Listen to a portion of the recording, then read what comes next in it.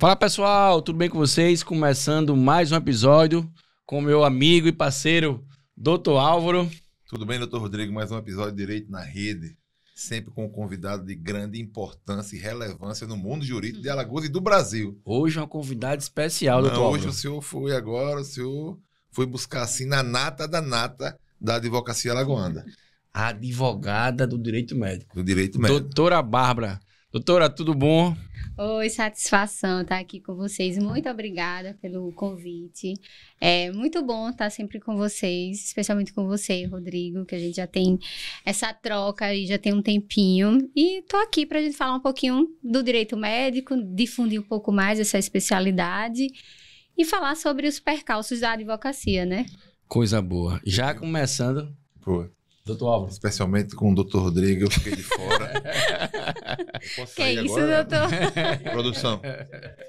É não, porque ela... Explique, ela por aqui em favor. Maceió, ela começou, né, a parceria lá no escritório, na advocacia, direito médico, tem uns processos lá no escritório. Isso. Então, ela... Entendi, doutor. Quando Não, eu tá certo. retornei a Maceió, Ela retornou, né? foi. Agora eu me senti um pouco mais importante. Entendeu?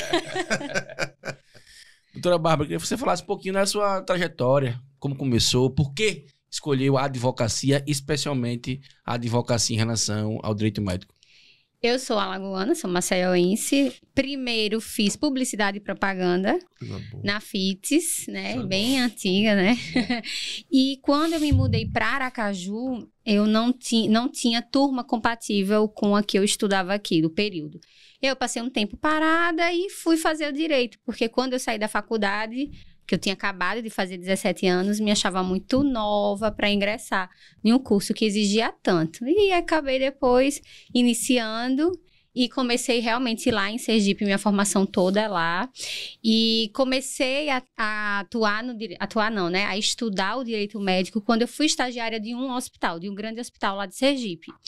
Atuava na área trabalhista, mas o meu chefe, ele me pegou para ensinar processo. O processo era físico ainda, né? Aquele Sim. processo que você Eu ia folheando, ainda peguei essa época, fazer Coisa carga boa, papel. de Carga processo. rápida, carga rápida. Meu Deus.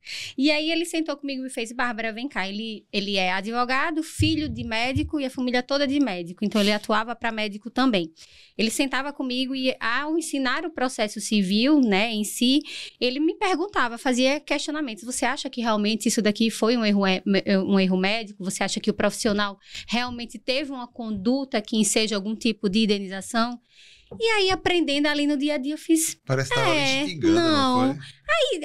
Exatamente. Não E é? aí, depois de ter esse convívio, eu disse, epa, é a área que eu quero atuar. Então, desde 2011, eu estudo direito médico, que é um estudo constante, direito médico e direito da saúde.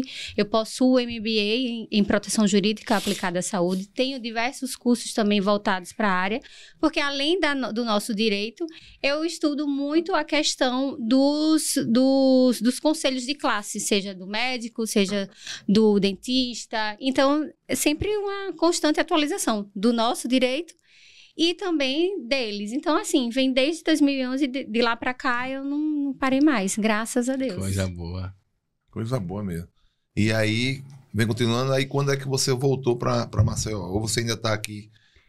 Maceió, Sergipe, como é? Eu digo que eu residia em Aracaju e vinha a Maceió porque minha família toda é daqui. Sim. E hoje a situação é a inversa. Eu resido em Maceió e vou a Aracaju porque eu tenho clientes lá também. E tem uma relação muito boa. Foram 13 anos, 14, na verdade. Então, construí laços que são amigos que, na verdade, são família para mim. Então, eu vivo muito viajando nessa ponte aérea aí, Maceió, Aracaju, Aracaju, Maceió. Retornei porque já atuava lá, né? Sim. Comecei na OAB, entrando nos quadros da OAB, e aí me fazia ser vista, porque era uma área que, apesar de hoje ser muito divulgada, lá atrás, né, como eu costumo dizer, a gente não tinha muita nem doutrina, nem advogados que militassem nessa área. Então, a forma que eu fazia de me fazer ser vista era estar dentro da OAB e divulgar a minha especialidade, Até que veio a pandemia. E na pandemia, eu me vi pronta porque a saúde ficou muito em foco. Então, tudo que começou a ser questionado no judiciário, quem já tinha especialização já tinha um traquejo na matéria. Então, para mim, foi muito mais fácil falar sobre o direito médico e o direito da saúde, porque eu já tinha estudado, já tinha minha especialização. E aí, a partir das redes sociais, né, fui ganhando corpo, autoridade, a gente sabe que isso é bem importante. E também me vi meio com medo de ficar lá e meus avós falecerem, ou alguém aqui falecer, e eu não consegui, por conta da pandemia, consegui vir para cá. Aí surgiu uma oportunidade de trabalhar no escritório aqui, de fazer a parceria com o Rodrigo, com o Tiago, e aí eu resolvi retornar. Escolhi os melhores logo, né? Eu não sou boba. E aí é isso, aí retornei, tô desde 2021 aqui. Mas nas demandas, assim, do direito médico em si, você hoje consegue mensurar qual é a área que mais sofre, vamos dizer assim, ações, né, que sofrem processo, quais são os profissionais que são mais atingidos por um suposto erro médico, porque às vezes, quando qualquer coisa dá errado, você já corre e já acha que é erro médico. Às vezes nem é, né? Exatamente. A gente usa a nomenclatura, que até foi corrigida agora pelo CNJ, mas todo mundo usa erro médico. Ela foi, do CNJ, ela foi banida, digamos assim, extinta, porque justamente você tinha processos que envolviam hospital e o nome era erro médico. Processos que envolviam dentistas e o nome era erro médico. E assim com todo profissional da saúde. Então você estigmatiza uma classe, né, por conta de uma nomenclatura. Aí modificou, até o nomezinho grande, que aí também eu não vou me recordar. Mas ninguém vai entender também, né? Você tem que falar para quem tá realmente assim, quem a sua atuação a gente, hoje, né? É importante até falar, conversar com a Bárbara, que ela é especialista na área. A sua atuação é mais defendendo o médico, defendendo o plano de saúde, defendendo mais o paciente? A sua atuação é focada mais em quê? A minha atuação focada em defesa do profissional da saúde. Mas é evidente que, por conta de eu focar no profissional da saúde, vem muito paciente. Eu não tenho, por exemplo, eu evito demandas contra esses profissionais. Então, quando eles sabem que eu não atuo contra eles, eles se sentem mais à vontade até de indicar clientes, né, pacientes deles para mim. Então, hoje a minha atuação maior é em defesa dos profissionais da saúde, e aí não só defesa judicial, mas defesa no âmbito dos conselhos também, CRM, COREM, CRO, e no judicial, e também os pacientes, mas aí contra plano de saúde, contra os hospitais, mas não em face dos profissionais, né? Em face de médico, principalmente. O número de demandas contra plano de saúde é crescente sempre ou tem diminuído? Como é que tem? Veja, tanto a questão de demanda contra médico como contra plano de saúde, ela é absurdamente alta. Isso aí é inegável. O nosso problema é que hoje a gente enfrenta um dilema no judiciário, porque a judicialização da saúde ela está tão grande que nós recentemente tivemos um julgamento da ação direta de inconstitucionalidade proposta pelos planos de saúde para saber se a lei do rol da ANS, ela é a 14454, se ela era constitucional ou não. O STF decidiu que é constitucional. Porém, que é aí onde está o grande problema que a gente vai ver agora, daqui em diante, é que ela estabeleceu critérios, e não são critérios de I/O, são critérios cumulativos. Então, isso vai dificultar um pouco mais o acesso à justiça do paciente. Então, cada vez mais, o paciente vai precisar procurar um advogado que seja especialista para poder ingressar com esse tipo de demanda. Eu digo sempre, procure sempre um especialista na área, né? É muito importante ter em mente, né, quem está nos ouvindo assim, quem procura um advogado, sempre procurar um especialista. Demanda contra médico, a gente já vê, apesar da demanda ser alta, a gente vê muito um comportamento inverso do judiciário. Antigamente, há 15, 20 anos atrás, você tinha muita demanda contra médico e muita condenação. Hoje, o que é que a gente vê? Muita demanda contra médico, mas um judiciário, uma advocacia mais especializada, um judiciário mais atento ao olhar do advogado. Então, assim, muitas demandas que versam contra profissionais da saúde, ela acaba sendo frustrada por parte do paciente, porque você encontra do outro lado profissionais capacitados que conseguem fazer aquela demanda seja extinta, às vezes nem por nada, às vezes até por conta de preclusão. Você entrar contra uma demanda contra, digamos aí, uma cirurgia plástica, né, alegando erro médico, e 6, 7 anos. A jurisprudência entende que até 5 anos, a partir do momento que você sabe do erro.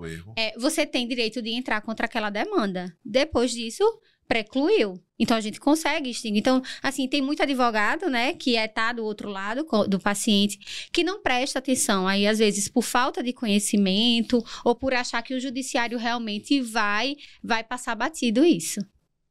Perfeito. Doutora Bárbara, existe uma diferença em advogar no estado de Sergipe e advogar no estado de Alagoas? Você conseguiu, né, vivenciar essa advocacia em 2 estados. Né, dos estados vizinhos. Eu também já atuei lá no Tribunal de Justiça. Cutucou, lá, não foi? Lá de Sergipe. É porque... Eu vou falar. Então, Rodrigo, você bem sabe que advogar no estado de Sergipe é melhor no sentido de o judiciário lá roda mais rápido, digamos assim. Ele consegue ter, às vezes, um processo sentença em 1 ano. Então, assim, a gente vê uma celeridade do TJ em si. Tanto é que é um tribunal que é muito renomado e recebe vários selos por conta dessa questão, dessa atuação. E não é só julgar por julgar. A gente tem um judiciário lá que é bem célere e bem atento. Aqui, eu já senti, e os meus outros colegas, quando tem demanda aqui, também sentem. Hoje em dia, eu já estou mais calejada, né, digamos assim. Essa questão, ele é mais moroso. Então, o advogado que depende somente dos honorários no êxito, digamos assim, aqui em Alagoas, ele pena para poder receber os honorários. Porque demora. Processa aí 3, 4, 5 anos. Perfeito. E a gente não tem uma sentença. E imagine, depois da sentença a gente ainda pode recorrer. Então, é você trabalhar sem ter previsibilidade de receber. A senhora falou, a doutora falou, senhora, a doutora falou. A doutora falou em... Formalismo do advogado. A doutora falou em honorário, até porque as sentenças, assim, digamos assim, são procedentes. A qualidade... Eu vi uma matéria esses dias de uma ex-servidora do Supremo Tribunal Federal, que ela falando sobre essa questão do CNJ, muito simples. As metas, né? De meta 1, meta 2, aquela história todinha. E ela falando assim, que as decisões têm perdido um pouco da qualidade, né? Eu não sei se ela falou no geral e tal. Como é que está hoje no direito médico, assim? E agora com a IA, né? E agora com a IA, devido a grandes demandas, assim. Como é que está a qualidade das decisões? Veja, apesar de ter o Desses núcleo... 2 tribunais, vamos lá. Vou cutucar, pra não... Esses 2 tribunais aí, vamos lá, Sergipe e Alagoas. Então, apesar de a gente ter o NATJUS, né, que é o núcleo que dá o apoio para o judiciário, porque o juiz não entende de medicina, de odontologia, nem dessas áreas, a gente vê que é pouco, assim, tem detalhes que estão sendo deixados passa batido mesmo. E se o advogado não for diligente, não ficar lá, que nem você falando, que tem que bater na porta das varas, né? Botar a barriga no balcão para poder pedir e mostrar, passa batido. Então, o advogado hoje, eu acredito que nós temos que ficar cada vez mais espertos e apegados também ao CPC.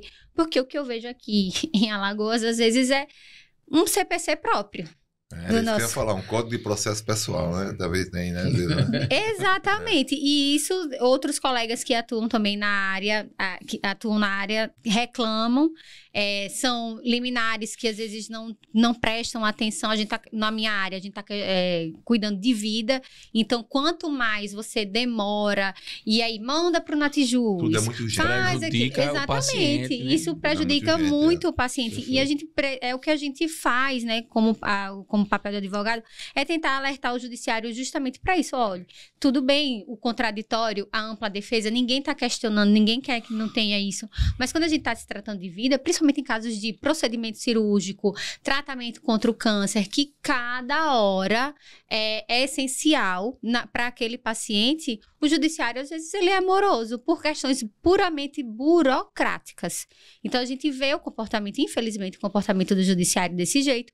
Porém, tem algumas varas, tanto aqui como também em Sergipe, que a gente vai, o magistrado atende a gente, entende a gente, em questão de horas, a gente consegue ter pelo menos, ou se for uma negativa, para poder a gente recorrer, para poder a gente agravar. O que não dá é para a gente ficar sem uma resposta.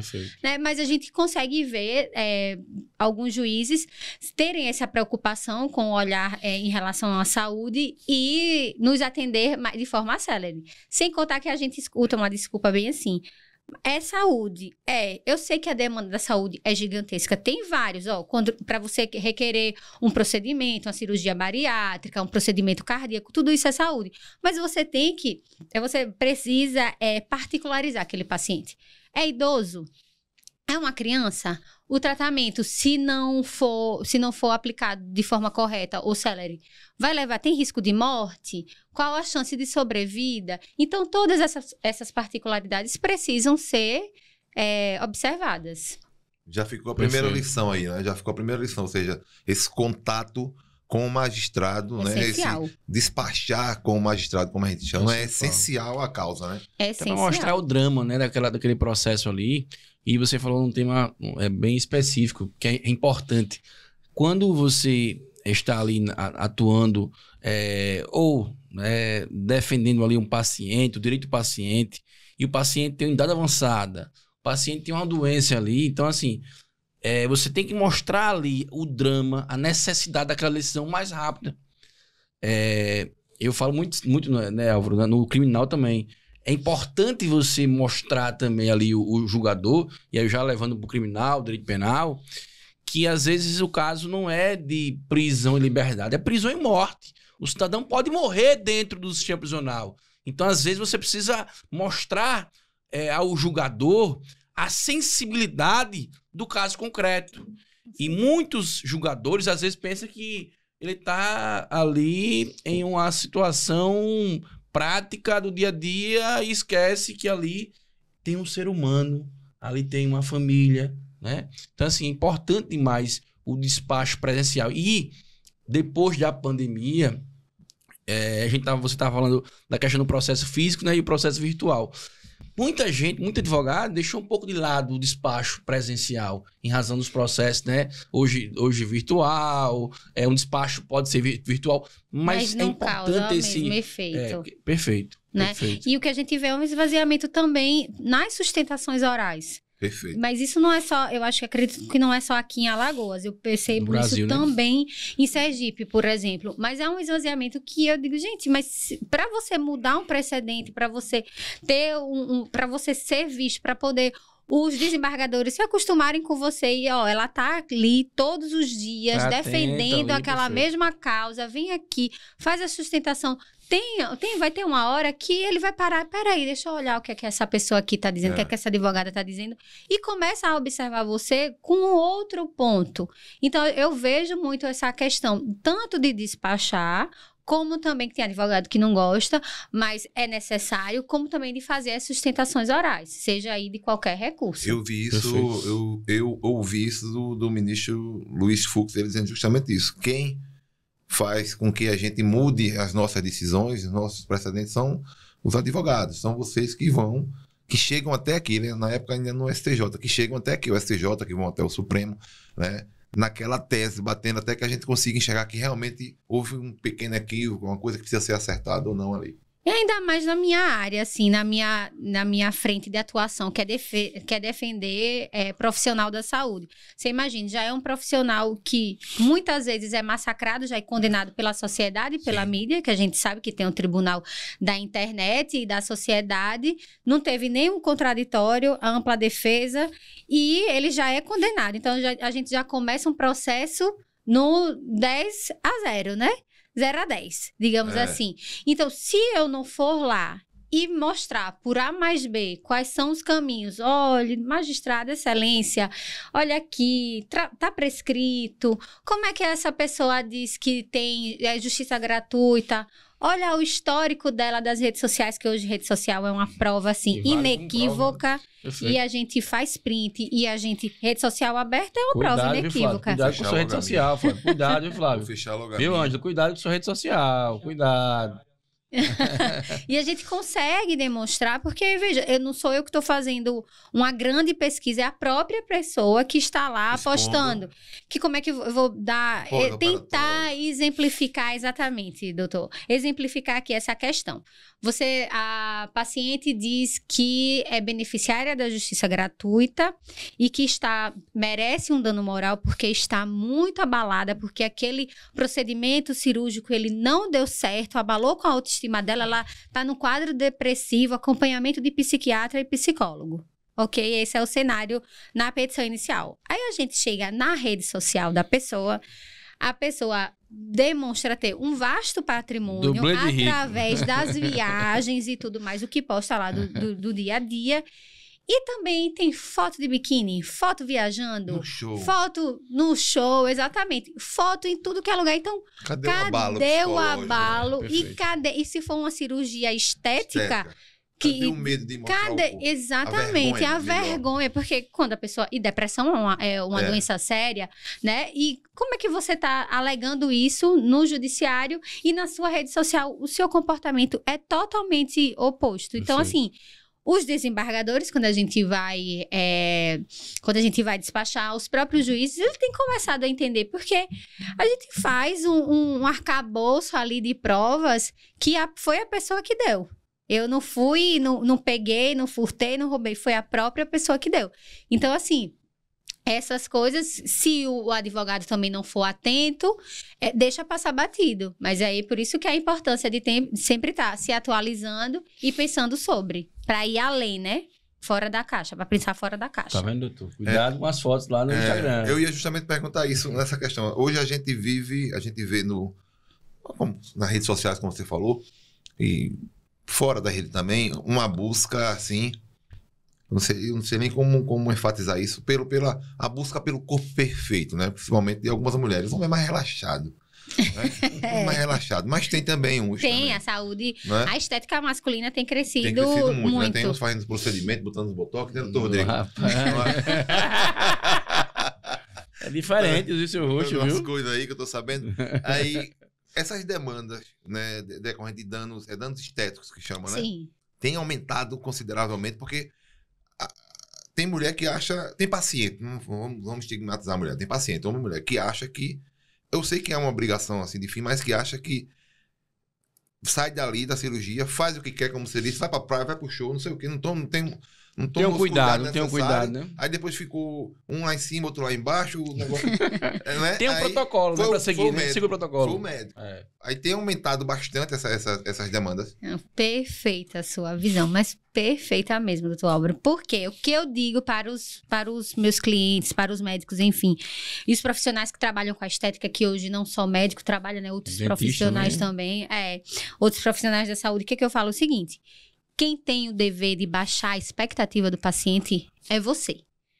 O paciente chegar lá realmente querendo um corpo que anatomicamente é impossível de conseguir aquele resultado. Então, você é que vai acalmar aquele paciente. E na dúvida, se aquele paciente insistir demais, às vezes não vale o dinheiro porque a dor de cabeça que esse paciente vai lhe causar, ela é 30 vezes mais do que aquela sua recusa consciente, né? Você trabalhar com ética, com transparente. Então, quando você vê um paciente querendo muito um corpo, um nariz, um rosto, uns seios, que não vai caber anatomicamente, porque cada corpo aqui tem a sua particularidade, você precisa alertar o paciente de que não temos condições de chegar àquilo dali. Eu sou uma pessoa que defende que, assim como a nossa profissão, a medicina, a área de saúde em si, não deveria ter essa questão, não deveria primeiro responder ao CDC, porque eu não acho que saúde é uma questão, assim como a advocacia também não tem essa questão comercial, né? E também a questão da obrigação de resultado.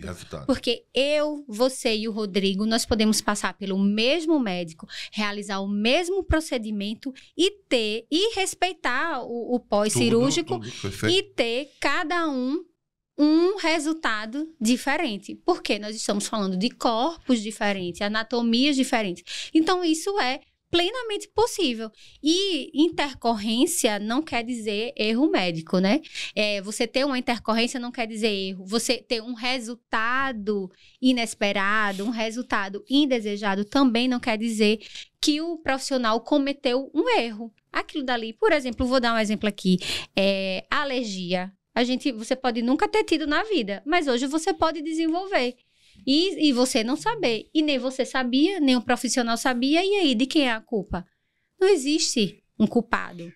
Perfeito. Já para instigar esse debate, mas quando o médico ele vai na rede social, ele começa a fazer uma publicidade de resultado. Olha, você, né, que quer ficar igual uma paniquete, que quer, né, ter esse jeito aqui de uma Barbie, ele começa a mostrar resultados. Então, assim, se ele mostra um resultado ali de uma mulher perfeita, né, um exemplo, e passa isso para a paciente, o paciente, ele não deve responder pelo resultado que ele fez a publicidade ali? Olha, o que vale para o paciente, vale para o médico também, que a gente estava falando aqui. E eu escutei isso de uma juíza. A gente conversando e ela disse o seguinte, mas doutor, se você não quer uma obrigação de resultado, não produza a prova contra você. Não coloque exatamente essa promessa de resultado. É por isso que o antes e o depois, aqui eu falo especificamente para o médico, ele é bem complicado. Porque hoje em dia você pode colocar o antes e depois, que antes a medicina era a única categoria que você não poderia fazer essa comparação de antes e depois. Hoje você pode, mas você precisa demonstrar os benefícios, mas também as possíveis intercorrências que aquilo dali pode ocasionar. E aí você, estrategicamente, junto com o seu jurídico, junto com o seu marketing, você tem que parar para pensar, poxa, isso daqui vai chamar mais atenção os benefícios ou o que é prejudicial? É que nem bula de remédio. Se a gente parar para ler a bula de remédio, a gente não vai não vai tomar a medicação. Então, tem que ter esse cuidado realmente de não produzir prova contra si, de trabalhar de uma forma muito ética, muito transparente. E, claro, manter a relação profissional-paciente muito bem equilibrada, às vezes saindo daquele patamar de que eu sou o melhor, de que eu sou o suprassumo na área, e baixar e de ficar de igual tom ali com o seu paciente, se fazer entender, porque termo de consentimento não é somente uma documentação, certo? E aí eu deixo uma outra ressalva, que termo de consentimento para o judiciário, você precisa ter a documentação individualizada e se fazer entender aqui no boca a boca, porque se você tiver o documento muito bem feito, mas o seu paciente, ele não conseguiu entender e ele é a parte hipossuficiente do processo, aquele consentimento ali, ele é nulo. Então, a gente precisa deixar esse bem claro, essa relação, né, do profissional, do paciente, trazer os riscos, mas trazer os benefícios também e atuar conforme tanto a legislação como também o código de ética. Esse recado aí foi direto para o profissional, né? Para o médico, né? Sim. E aquilo que você falou, acho que é muito importante, que você disse aqui um pouquinho atrás. Se o paciente não valer a pena, não pegue, né, o procedimento. Não pegue esse paciente. É melhor dispensar de quem corre o risco de pegar um processo lá na frente. Eu conheço um caso, inclusive, que no suposto erro médico, vamos dizer assim, quando ela está rodando, a defesa do médico foi assim. Repare só que foi que disseram a defesa do médico. Não foi a doutora, logicamente. Mas ele disse assim, não, ela tinha que perder tantos quilos, só perdeu tanto. Mas ele realizou o procedimento. Se ele sabia que ela tinha que perder tantos quilos e ela não perdeu aquele peso que ele exigiu que ela perdesse, por que ele realizou o procedimento? Perfeito. Né? Então tem que ter muito cuidado com tudo isso para que a coisa não descame num processo judicial que é desgastante para todo mundo, né? Perfeito. Por que a gente tem tanto problema, às vezes, com cirurgia bariátrica? A realização. Porque existe uma questão de um protocolo, que é uma diretriz de utilização para o plano poder liberar a cirurgia. E aí, essa diretriz de utilização, ela estabelece que você tem que passar por um tratamento multidisciplinar. com o cardiologista, com o psicólogo, uma avaliação durante 2 anos. Um psicólogo, um nutricionista, enfim, uma equipe multidisciplinar para poder, porque ali você vai modificar, alterar o seu corpo, mas você tem que alterar o seu cérebro também, a sua forma de enxergar a vida. Antes você comia de uma forma, agora você precisa se reeducar.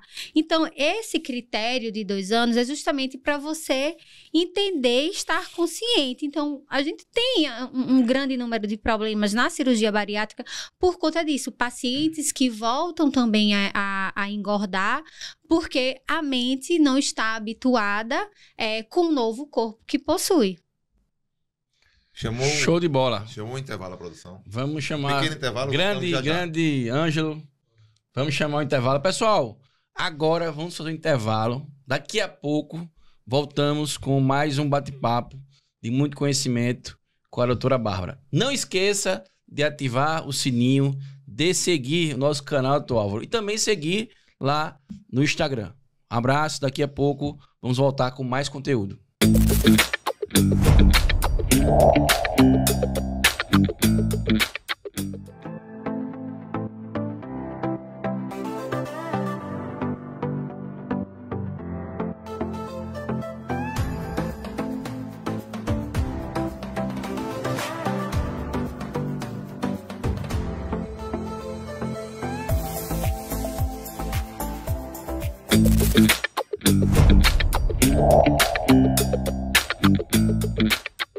Fala pessoal, voltando com o nosso Direito na Rede e voltando aqui, Flávio, loucos por coxinha, diferente, viu? E outra coisa, doutor Álvaro, 0 lactose. Quando eu olhei aqui a plaquinha 0 lactose, agora eu posso comer. Agora pode comer, minha preocupação era essa. Ela é feita para todos os gostos, a melhor coxinha todas as possibilidades do estado de Alagoas. Loucos por coxinha. Vamos voltar, doutor Álvaro, o nosso bate-papo com a doutora Bárbara, falando um pouco dos desafios da advocacia, principalmente para o jovem advogado. Né? Você começando a sua advocacia no estado de Sergipe. Então, assim, o que abriu portas para você? Como foi esse começo lá em Sergipe? Sem conhecer, na verdade, as pessoas ali. Sim. O que ajudou você a decolar na advocacia no estado de Sergipe? Bem, eu além de advogar, eu já era servidora do município, né? Eu era estagiária, acabei ficando e era servidora. E aí, como era que eu ficava pensando, meu Deus, como é que eu vou me destacar? Como é que eu vou iniciar na advocacia? Como é que as pessoas vão saber que eu sou advogada? Então, meu primeiro passo foi ingressar na OAB lá de Sergipe, que é a minha primeira seccional, e me fazer presente em tudo. Participei do Conselho da Jovem Advocacia, fui secretária, fui vice-presidente do Conselho da Jovem Advocacia de 2019 a 2021. Então, eu sei da importância de estar dentro da instituição, que é a nossa casa, e foi a partir dali que eu comecei a fazer um network. Foi a partir dali que um colega que trabalhava em um grande escritório lá em Aracaju me chamou para trabalhar em parceria em um caso de um médico. Então foi assim que eu consegui furar a bolha e cada vez mais ir aparecendo dentro do mercado, porque uma hora de tanto você estar lá insistentemente se reafirmando e se colocando à disposição, as pessoas, o reconhecimento acaba vindo. Claro que atrelado ao estudo, né, ao conhecimento técnico. Mas é importante você estar inserido entre os seus. Eu digo que cada um tem um tipo de advocacia, mas isso não faz de mim ou de você melhor do que ninguém. O meu início da advocacia realmente foi sem apoio jurídico nenhum lá. Eu tinha um tio aqui que já faleceu, que foi procurador do Estado, Cláudio Vieira, mas... lá... Conheci gente boa, gente boa. Meu tio, irmão do meu avô. Colunista, né? Sim, foi. Teve um caso, o caso emblemático dele na questão do impeachment do Collor, né? Era advogado pessoal. Exatamente. Gente então, boa. Meu tio. Eu tenho Vieira conheci também. Conheci na central de flagrante, sabe? Conheci no caso criminal. Conheci numa situação criminal que ele estava acompanhando, que a pessoa era amigo dele. E isso há muito tempo, isso no começo da advocacia. Ele na Finíssima, deixou questão saudade, criminal. tá vendo? Sim. Gente boa. E ele falava... E muito inteligente, volte... muito inteligente, muito demais. inteligente, né? Eu sou suspeita pra falar. E ele dizia, volte, volte. E eu insistentemente não queria voltar porque ele queria que eu pegasse um pouco do legado dos Vieiras, né? Dele. Sim. Porque nenhum dos filhos, nenhum dos meus primos são advogados. Alguns têm a formação, mas não exercem a advocacia. E depois dele... vinha eu. E eu, assim, hoje eu também digo... lecionou, não foi? Lecionou também. Aí Perfeito. hoje eu me arrependo um pouco de não ter voltado antes Sim. para não pegar esse grande legado que ele deixou. Então eu enfrentava isso lá em Sergipe, porque eu era só, digamos assim. E aí a minha forma de ser vista e de pegar meus primeiros casos vieram de dentro da OAB. Indicação de colegas da OAB. Então, eu tinha outros colegas onde o início da advocacia era o pai, que já era jurista, então você já tinha um respaldo. Outros colegas que tinham poder aquisitivo maior, então colocavam o escritório. Então, assim, cada um na sua advocacia, mas todos advogados, né? Doutora Bárbara, deixa um recado para a jovem advocacia, falando da importância da OAB na vida do jovem advogado. Era isso que eu ia perguntar, inclusive. Qual é o grau de importância da OAB, né, para com os jovens advogados no início de carreira? Para você, ela foi essencial? Foi pouco essencial? Ou foi mais ou menos igual aqueles final do filme de Netflix, um joinha, meio joinha ou nada? Não, para mim ela foi extremamente essencial. Se eu não estivesse inserida dentro da OAB, eu não seria quem eu sou hoje. Mas, claro, você não precisa fazer uma carreira institucional, porque eu acho isso vai muito peculiar, né? Vai de características, né? Mas você precisa estar dentro da OAB. Ali, principalmente, participando do Conselho da Jovem Advocacia. Aqui a gente tem o Conselho Sim. da Jovem Advocacia também, porque vai abrir portas. E detalhe, a Jovem Advocacia hoje é quem elege os quadros da OAB, porque é mais de 50% dos Perfeito. advogados ativos. Então, é quem tem o gás para ir votar, é quem tem o gás para fazer uma briga, né, assim, saudável Perfeito. das eleições. Então, assim, não quer seguir carreira institucional, mas quer se destacar, vá para a OAB, né? Exerça esse seu direito de estar dentro da nossa casa. E a OAB Alagoas tem lhe acolhido direitinho, presidente Wagner, como é que tá? Eu fui muito bem recepcionada, isso eu não posso negar, porque eu amo a eleição. Eu gosto da instituição, eu amo a eleição de OAB e eu participei muito, tanto é que eu era membro, secretária, vice-presidente, então eu estive bem ativa. E quando eu voltei para cá, foi no ano da eleição. Eu digo que eu nunca perdi uma eleição da OAB, porque quando eu vim para cá, fiz campanha pro Wagner ganhou. Nessa última eleição, o Wagner ganhou também. Então, assim, eu sou invicta Pé quente, né? E é pé em quente. relação à OAB. E aí, também foi nessa... Eu lembro que nessa época de campanha, eu ia com a cara mais dura do mundo, conhecendo às vezes só uma pessoa para o comitê, para participar de alguma coisa, até para poder me apresentar, né? Perfeito. Então, assim... Network. Exatamente, as pessoas... Quem é você? E eu não tenho vergonha. Então, eu tô vindo agora, eu sou daqui, mas eu tô chegando aqui agora, minha especialidade é essa. E aí eu comecei a fazer amizades através de toda vez estar indo para o comitê, sem conhecer ninguém. E nesse tempo agora, vamos dizer assim, de internet, né, como a gente chama, qual a importância? A gente soube que chegou uma informação agora há pouco que a doutora é host, né, de um podcast da OAB, é isso? É verdade? Eu sou coordenadora do núcleo de podcast da minha comissão, que é da Comissão de Direito Médico e da Saúde. Então, todo o processo de gravação do podcast, ele passa por mim. Na grande maioria das vezes, eu sou o host. Sim. Mas se o outro membro quiser ser o host, isso daí... Também. eu não estou com cadeira fixa, Sim. digamos assim. Mas eu já tenho um certo traquejo, familiaridade. Por isso que ela tá tranquila aqui, Tá aqui vendo? praticamente entrevistando Tá em nós. casa, tá em casa. E qual é a importância do marketing digital hoje para o profissional da advocacia que está começando? Veja, eu consegui grandes casos, grandes clientes, porque eu estava Olha a foto, no olha a digital. Aqui, nessa foto, Foi na OAB aqui, né? eu fui ministrar no curso de ingressos, eu fui falar sobre o direito médico, a minha atuação no direito médico e da saúde, para os advogados que estavam ingressando nos quadros da ordem. Então, aí a OAB me chamou e eu fui lá dar uma aula.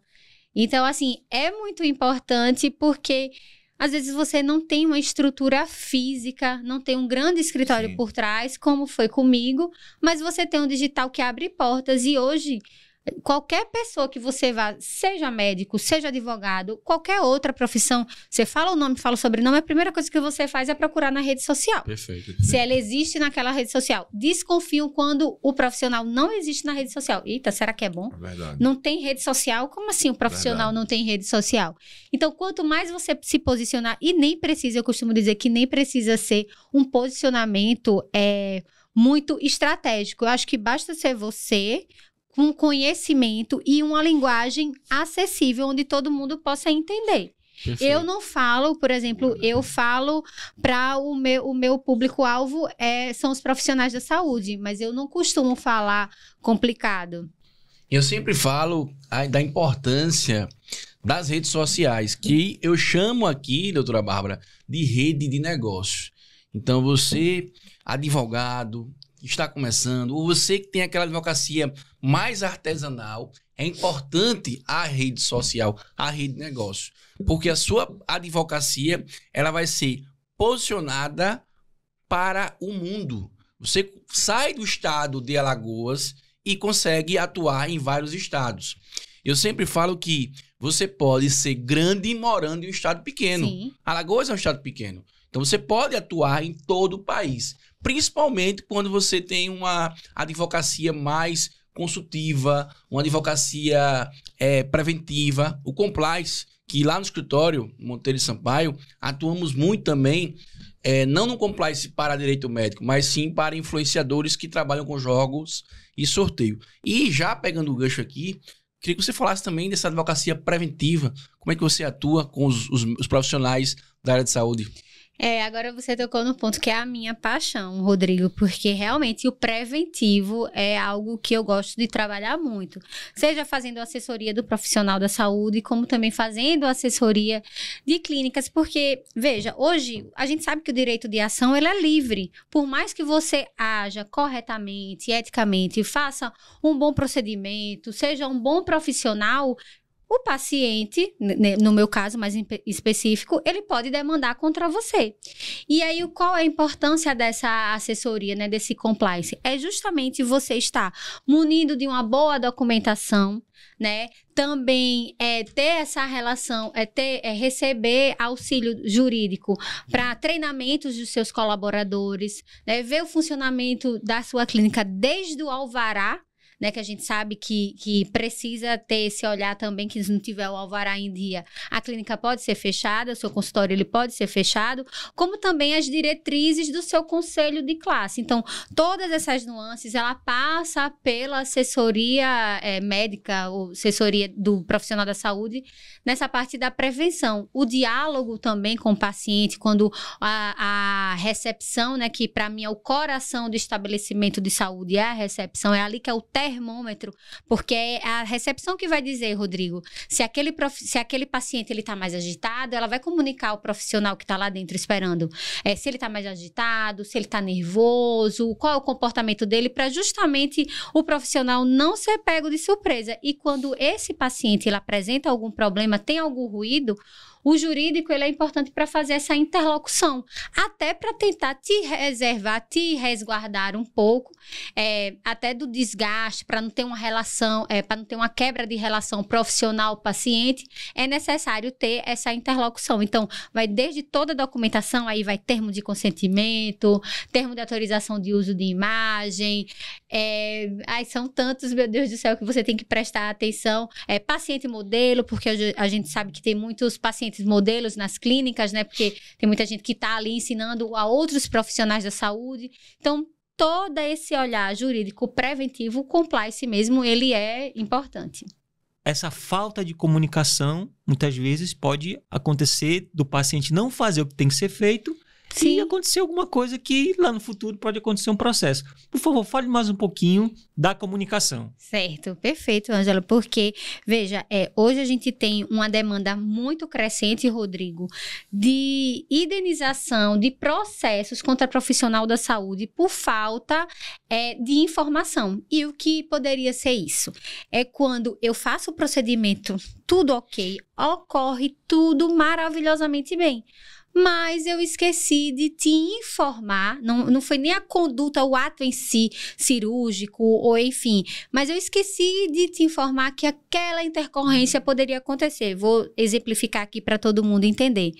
Vasectomia, DIU, vasectomia, DIU, esses procedimentos contraceptivos, nenhum é 100% eficaz, 100% seguro. Mas quando você vai realizar uma vasectomia, você precisa orientar o seu paciente, por exemplo, que ele precisa voltar de quantos em quantos períodos para ver se realmente deixou de ter aquela produção de espermatozoide, né? Nesse caso em específico. Se você não comunica, se você não diz que não é 100% eficaz, aí o paciente vai e engravida, né? Uma pessoa. Ele pode demandar contra você por falta do dever da informação, porque você não informou que aquele procedimento não era 100% eficaz. Não é só informar, é documentar. Que intercorrências podem acontecer, que no seu caso, às vezes, vai precisar de uma recirurgia, né? De fazer a cirurgia novamente. Isso é muito comum, mas você não informou, o paciente não sabe, ele acha que a partir do momento que saiu daqueles resguardo cirúrgico, ele pode se sentir à vontade que uma gravidez não vai acontecer. E a gente sabe que não é assim. Então, a gente tem casos, a mesma coisa do DIU. A mulher coloca o DIU e acha que não vai engravidar. E quantos casos a gente vê na rede social de bebês segurando o DIU? Eu vi recente mesmo. Porque não tem 100% a camisinha, o anticoncepcional, tudo isso. Então, essa falta desse diálogo transparente com o paciente, mais a falta de colocar isso num termo de consentimento, de evoluir no prontuário, isso pode prejudicar. Vamos colocar algumas fotos. Por favor, meu amigo Flávio, coloque aquela que ela está no congresso, por gentileza, para ela falar um pouquinho da importância do network. Essa daqui foi uma faculdade aqui, eu fui falar com os alunos, aqui foi mais especificamente uns alunos já acho que 8º, 9º período, sobre essa área que, assim, ela tem pouco profissional capacitado, é isso que eu volto a dizer, profissional realmente capacitado, e mostrar o outro lado, porque muitas vezes as pessoas só conhecem o profissional que trabalha contra o plano de saúde, contra o hospital, e não vê esse outro profissional que trabalha para as demandas dos profissionais em si, né? Médico, dentista. Eu vou fazer uma pergunta um pouco pessoal. Na sua opinião, o porquê assim, que ainda tem pouquíssimos advogados na área médica capacitados, assim, ao seu ver? Por quê? Porque, assim, a primeira coisa que se pergunta, né, quando a pessoa vai advogar, é aquela pergunta assim: será que dá dinheiro? A primeira pergunta que os futuros advogados e os advogados iniciantes, eles fazem para si. Será que dá dinheiro? Isso não dá dinheiro não, mas assim, na sua concepção, o porquê que ainda falta, assim, muito advogado capacitado na área médica e saúde? Veja, Ângelo, a gente tem um número, depois da pandemia, cresceu essa especialidade, ela ficou muito visível, então você cresceu, inclusive o número de pós-graduação, de curso de especialização voltados para essa área. No nicho principal que eu atuo, que é a defesa dos profissionais da saúde, eu acho que é porque demanda muito tempo também, muita dedicação, muito estudo. Porque, veja, você não só estuda a parte do direito, porque você precisa saber, mas você precisa saber muito bem as resoluções do Conselho Federal de Medicina, as resoluções do Conselho, como é o posicionamento do CRM aqui de Alagoas, aí vai CRO para dentista, Corem para enfermeiro, CREFITO para fisioterapeuta. Então, assim, você vive numa constante estudo e você precisa estar se atualizando. E muitas vezes o advogado, ele quer ali a rapidez. Eu tô desde 2011 estudando Na essa luta. área. Então, assim, não é do dia pra noite. E eu lutei, demorei um pouco para poder quebrar os paradigmas, furar uma bolha e entrar na área. Doutor Rodrigo. Doutora Bárbara, como você enxerga o impacto da tecnologia no dia a dia da advocacia? O nosso tema aqui do Direito na Rede é não só questão do direito, mas também questão de tecnologia, inteligência artificial. E eu sempre pergunto, quando entrevisto advogados, o que é que ele acha que a tecnologia vai impactar no dia a dia do advogado, da advocacia. Eu acredito assim, se for usada de uma forma muito inteligente, eu acho que a IA, né, digamos assim, ela vem para somar e para facilitar a vida daquele profissional. Porque, às vezes, eu digo, não é o copiar e colar, né? Porque tem IAs aí que dá até julgados que nem existem. A gente já viu notícias, né, de que, inclusive, o magistrado deu uma sentença toda feita pela IA, né? E de advogados que ingressam com ações, enfim, recursos feitos pela IA e criam teses, criam jurisprudências. Então, assim, precisa ter um mínimo de responsabilidade. Mas quando você faz as coisas com amor, com dedicação, né, e com estudo, a tecnologia ela vem para somar, porque ela vai facilitar um pouco a sua vida. Então, acho que, assim, é um impacto positivo. Não acho que a gente vai ser substituído, porque a IA ainda não tem essa questão da emoção, da paixão, do entusiasmo, do fervor que nós, advogados, temos. E ela é mais prática, mais pragmática, mais direta e objetiva. E a gente sabe que o direito, ele é dinâmico, ele é subjetivo, ele é muito passional também. Apesar da gente respeitar as leis, as doutrinas, mas tem muito isso desse apelo emocional, como você bem disse. Por isso que eu acho que a gente ainda não vai ser substituído. Eu espero que nem tão cedo. O último episódio do G3Cast foi falando sobre IA. Inclusive, oriento a todo mundo que está nos assistindo a assistir G3Cast falando sobre a IA com um profissional. Você está acompanhando mais um episódio de Direito na Rede com a doutora Bárbara falando sobre direito médico. E, por favor, doutora, suas considerações finais. Primeiramente, gostaria muito de agradecer a vocês. É sempre bom falar. E se eu deixar aqui, eu passo mais de 1 hora falando da minha área de atuação. Quando a gente tem paixão, como eu vejo também Rodrigo falando da área dele, quando a gente tem paixão, a gente percebe no olhar, na expressão das pessoas. Então, é muito satisfatório estar aqui, né, com vocês, que é esse sucesso aqui em Alagoas e, quiçá, para o mundo também. Como o Rodrigo disse, o digital, ele é a portas abertas para o mundo. Perfeito. Então, só agradecer, dizer que eu sempre estou à disposição e quem quiser entrar em contato comigo através das redes sociais, seja para tirar uma dúvida, para perguntar como é a minha área de atuação, enfim, é o barbaratoledosouto.adv. Show de bola. Parceiro, tamo junto. Quero agradecer mais uma vez a doutora Bárbara. É um show aqui de conteúdo. Dizer sempre, é um prazer debater, né, assuntos importantes para o dia a dia, né, da nossa população, dos seguidores. E vocês, continuem lá assistindo os episódios, ative o sininho, segue lá no Instagram, comece a escrever, né, Ângelo? Isso. No canal. E a frase do Tiago Brunet para encerrar: quem não ouve não prospera. Forte abraço e até o próximo episódio.